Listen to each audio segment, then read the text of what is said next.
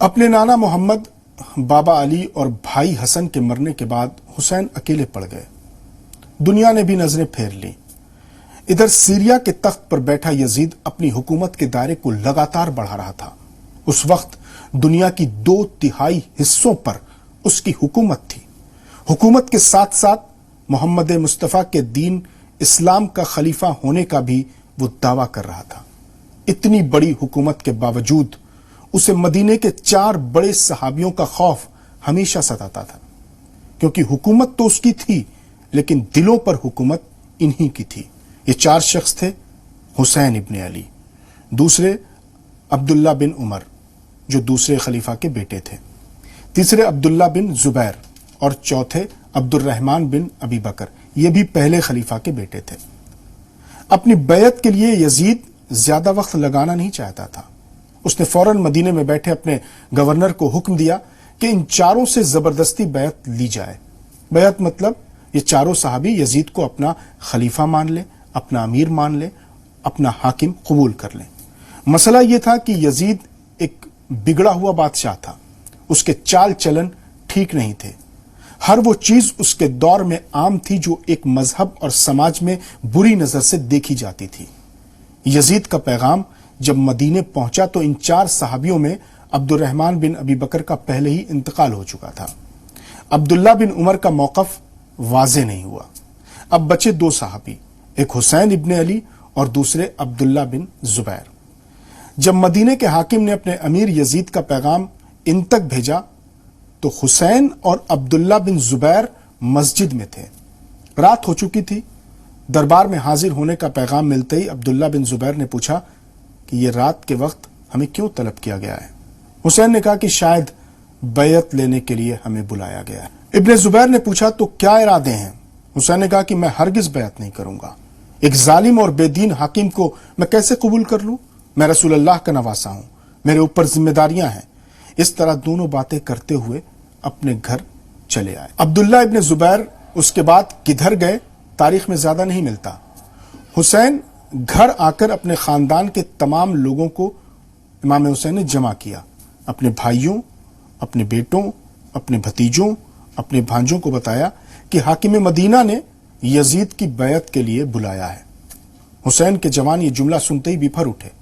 ایک طرف سے حسین کے بہادر بھائی عباس اٹھے، دوسری طرف سے حسین کے نوجوان بیٹے علی اکبر اٹھے۔ بھتیجے قاسم نے تو تلوار نکال لی کہ چچا جان، ان ظالموں کی اتنی ہمت کہ آپ کو، نواسے رسول کو، دربار میں طلب کریں۔ سب نے ایک زبان کہا کہ آپ وہاں نہیں جائیں گے۔ امام حسین نے کہا کہ نہیں، مجھے جانا ہوگا۔ امام حسین کسی بھی کام سے پہلے اپنی بہن زینب سے صلاح مشورہ ضرور کرتے تھے۔ حسین نے بہن سے بات کی۔ بہن اپنے بھائی کو بہت چاہتی تھی۔ زینب رونے لگی۔ امام حسین نے کہا بہن فکر مت کرو، ہم اکیلے نہیں جائیں گے۔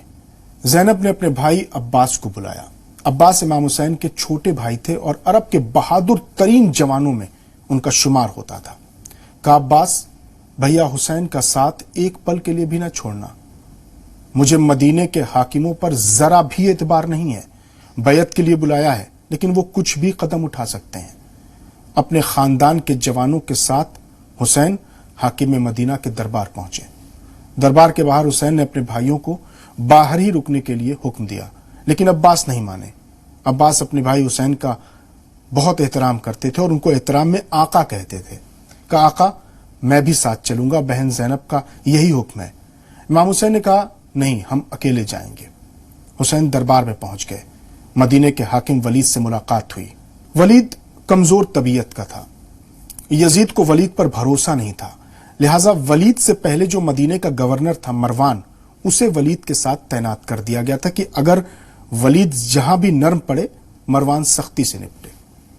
ولید نے دبے لہجے میں پوچھا کیا ارادے ہیں؟